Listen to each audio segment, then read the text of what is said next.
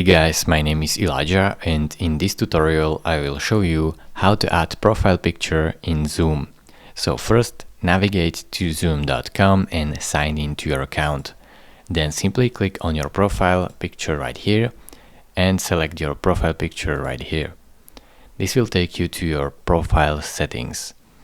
Then you should see your profile picture right here and you can click on this pencil icon to change it.